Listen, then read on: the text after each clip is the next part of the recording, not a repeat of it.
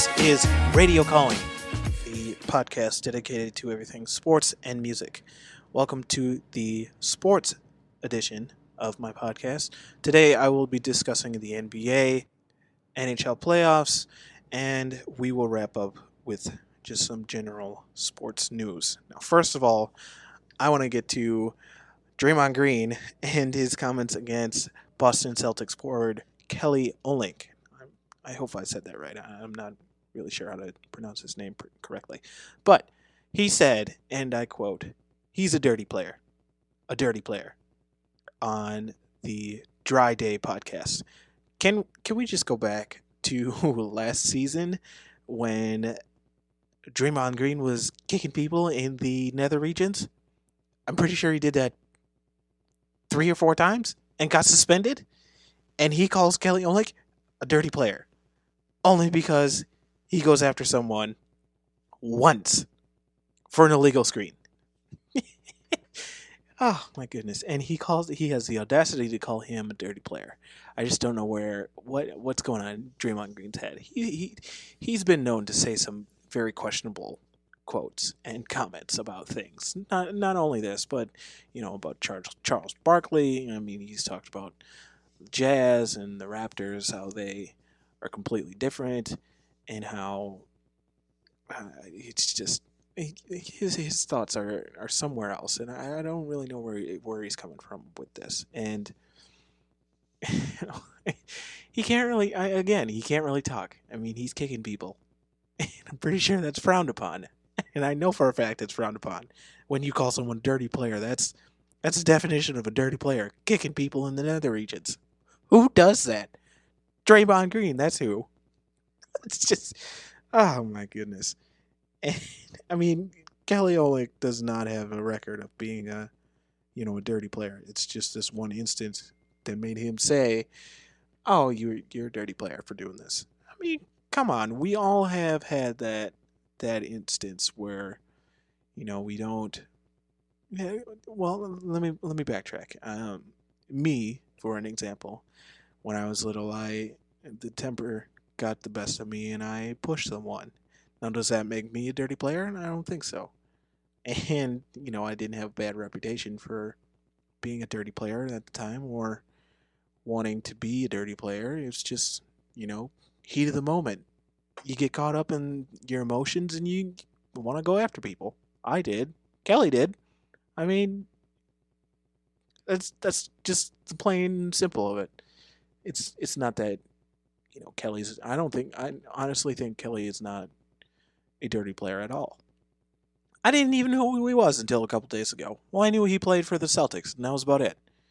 But, you don't hear his name come up in conversation a lot unless you live in the area of Boston, where they cover the team, or you're a diehard Boston Celtics fan. I mean, you don't hear about him, but you do hear about Draymond Green. Draymond Green has been everywhere. I mean, everybody covers him just because of the things he says, and they're always outrageous and outlandish, and you just wonder why he's saying these things. All right, let's switch gears a little bit. Staying with the NBA, talk about Tyronne Lue. Has anybody seen what he said about LeBron James and his dominance as of late? Well, if you haven't, I will read the quote, and I quote, "Michael Jordan, the same way. There's a reason why guys like Charles Barkley, Patrick Ewing, and Reggie Miller don't have championships, because of Michael Jordan. And now, in this era, because of LeBron James."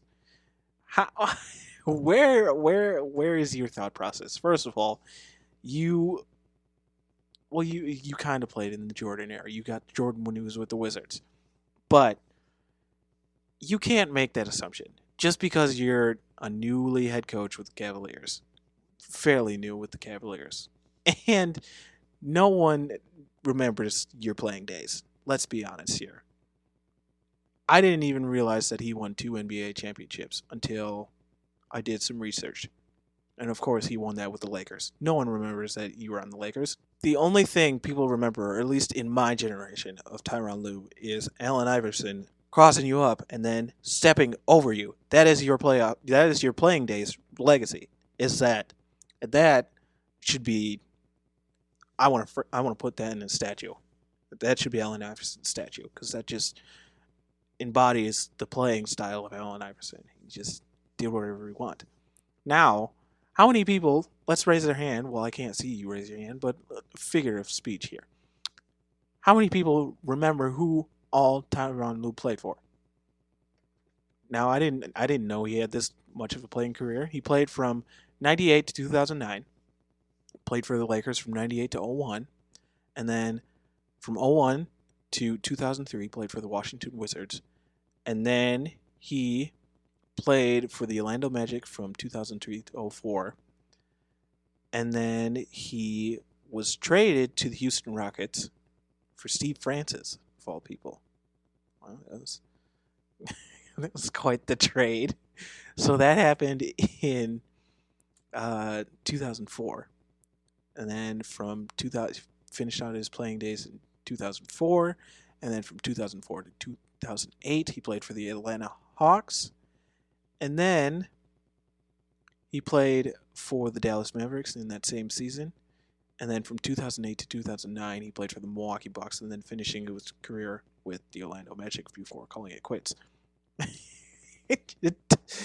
First of all, I did not know he played for all that many teams. Me being from Wisconsin didn't even recognize that he played for the Milwaukee Bucks. So there's that. Now, to say that LeBron James is as dominant as Michael Jordan in his heyday is a little ludicrous because when you think of Michael Jordan, you think Chicago Bulls.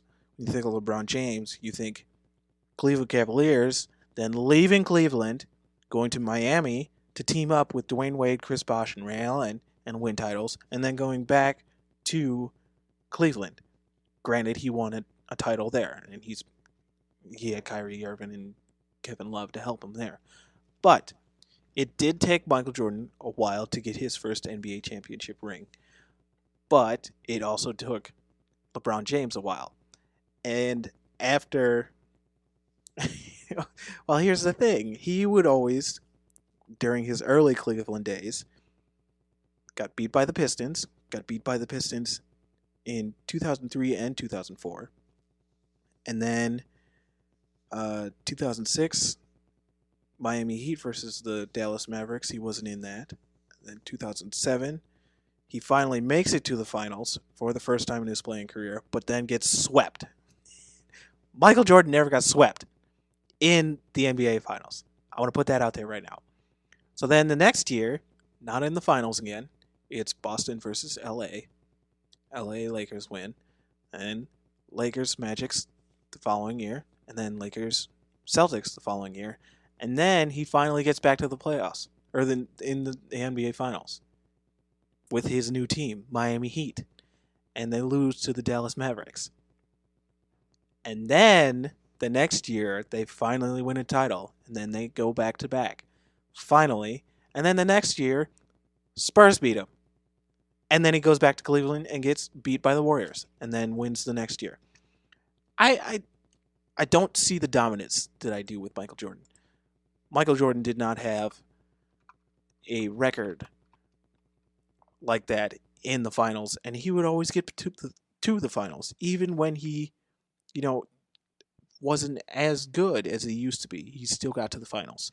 So, Michael Jordan's final stats for the NBA Finals. He had 35 NBA Final games for a record of 24-11, and he won 6 titles.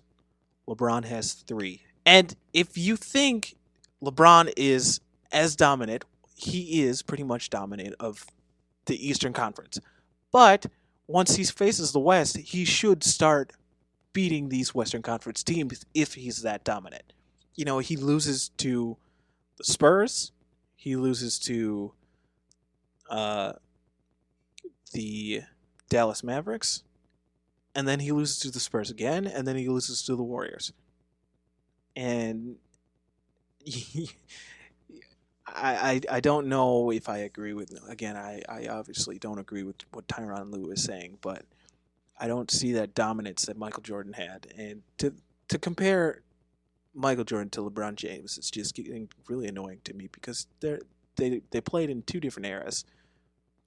Jordan would go against the bad boys of Pistons, and quite honestly, you can't really say LeBron has a potential threat in the Eastern Conference. I mean, he hasn't lost in the NBA playoffs this year, for God's sakes, and you, I, you just can't say that he's that dominant. I mean, even Michael Jordan struggled with the Knicks, and even the Pacers when they're back when they were good, and again even the Pistons back in the year, and when Larry Bird was there with the Celtics, Jordan struggled with him, but he always found a way to rise up and get to the finals.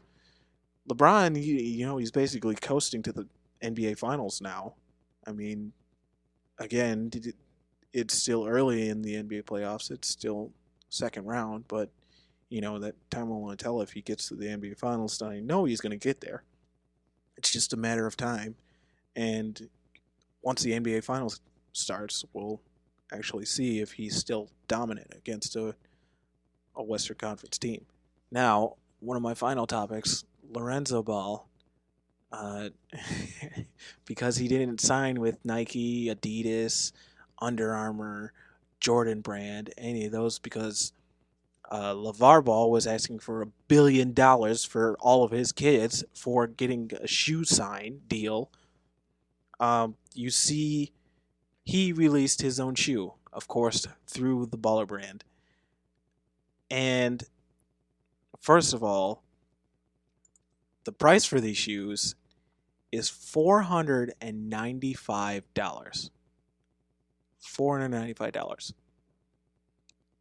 That is higher than any shoe price that I can think of. And to think that if you have a size, say you have a size 13 and you want to buy these shoes, they cost more, which is absolutely ridiculous. So, of course, LaVar Ball, being the big idiot that he is, went on Undisputed with Skip and Shannon Sharp. And he said, Shannon Sharp gave him the question, why are your shoes so much? Michael Jordan never asked for $100 shoe contract. And without batting an eye, LaVar Ball said, he's not Lorenzo Ball. The reaction from Shannon Sharp is the reaction from everybody, I feel, in the NBA community, me included. And Shannon wanted to so much punch him in the face. And you could tell in his voice and his tone, he was just awestruck of what this guy just said.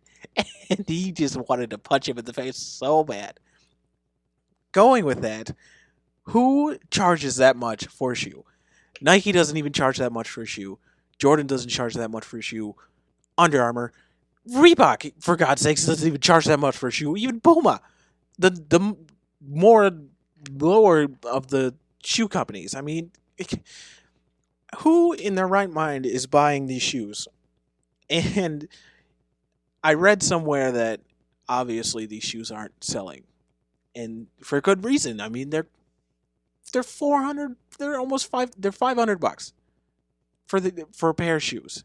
And to think that someone shells out that much money for a pair of shoes is just ridiculous. Of course, you see people buy. I saw Chad Johnson already bought a pair, but it's Chad Johnson. I don't expect anything from him, and he, whatever. Good for him. He bought the shoes. But still, I've heard prices are low, or for sales prices are low for these shoes, and for good reason. Again, who in their right mind wants to pay $500 for a shoe? And to think it's a Baller brand, which is basically you're playing Russian roulette with your feet, and I'm sure they're probably not that comfortable, and they're probably not as comfortable as the Nike or the Under Armour or the big basketball shoes out there that are making shoes for basketball players. Again, if you buy these shoes, you're playing Russian roulette with your feet. And again, who wants to pay $500? I have a big foot, so I'm in that, 12 and a half, 13 range, depending on the shoe, and I'm probably going to have to, if I would ever get amnesia or something and forget who this guy is, buy these shoes, I'd probably have to shell out $600 for these shoes. And that's just ridiculous. Who has that much money to spend on shoes alone? Someone's got bills to pay and all this stuff. Everybody's got bills to pay. I mean, come on. No one's got that much money to just throw it away on shoes. It's just ridiculous. I really don't know what's going to happen with this Paul family, and I think it's only going to get worse once all three of them are in the NBA, if they make it to the NBA. Lorenzo's flirting with fire by not going in the NBA Combine. I mean, who in their right mind skips the NBA Combine? I can't think of anybody that skipped the NBA Combine and their career has turned out for the better. Let's just put that out there. Blake Griffin went to the NBA Combine. LeBron went to the NBA Combine. Dwayne Wade went to the NBA Combine. Derrick Rose. All these people went to the NBA Combine. I'm pretty sure if you are a college player, you go to the NBA Combine because that, A, helps your draft stock, B, shows what kind of player you are, and C, gets you to talk to GMs from these teams.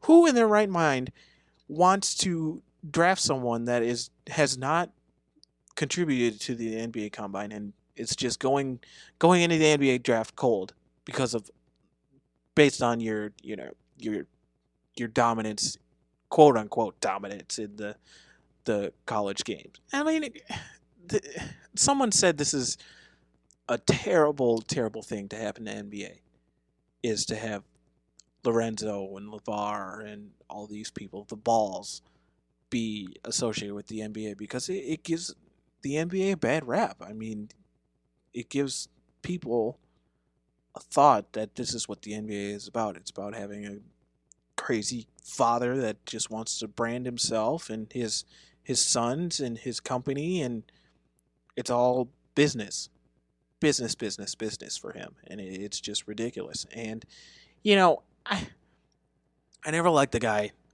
the father, Lorenzo, to begin with. No, it's not Lorenzo. It's LaVar. I always get those names mixed up. All the L's. It's just God. Just figure it out over there. Anyways, I've never liked LaVar to begin with.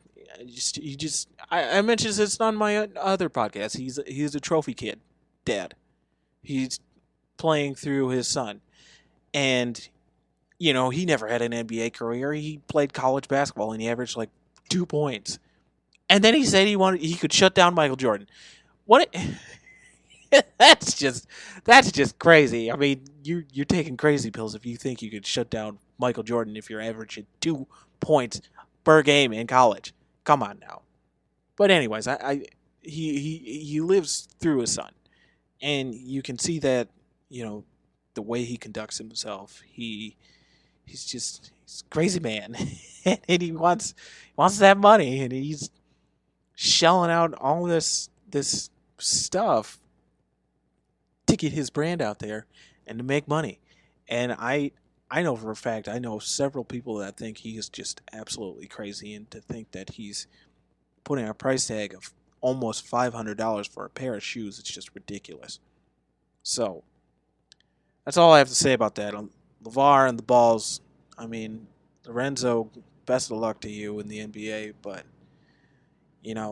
and those other kids, those 2 other kids, I good luck to them, because once Lorenzo gets to the NBA, it only just sets a precedent for the other 2, and how they conduct themselves and how they play in the NBA. And I'm sure they're going to play a lot different, and I'm sure they're going to handle the media a lot different to how Lorenzo and LaVar are handling it right now.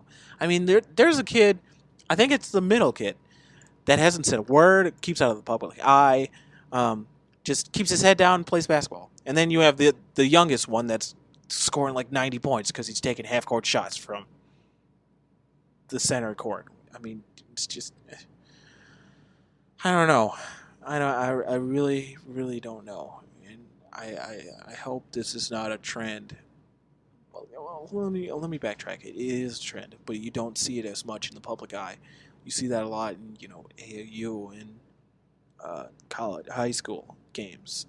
where a lot of the players' parents are just trying to ride the coattails of their son or daughter and how they play, and how they conduct themselves is just they want their son or daughter to be the next big thing, and it turns into work instead of play, instead of fun too. It's just sad. Again, if you want to see a good example of the craziness of LaVar Ball and different parents that are kind of like him, you should watch Trophy Kids on Netflix. You can watch also on Netflix Friday Night Tykes, which kind of covers the same topics as well. Also, there is it's a mini TV show. It's not really a TV show. It's kind of like a mini documentary series. It's about quarterbacks. It is called QB1, and that's on Go90, which is a free streaming internet service. So you can watch that as well.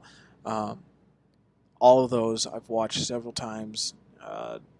The QB1 is really great, and it just gives you a kind of an insight into what goes on in a high school quarterback's head, whether he's going to a big D1 school or whether he's just dealing with everyday life. And then they have parents in there that touch on that subject as well. But QB1 is more based on what a day in the life, I should say, of a starting quarterback is in high school nowadays, with Twitter and women and just teammates and stuff like that, and injuries, all that stuff around.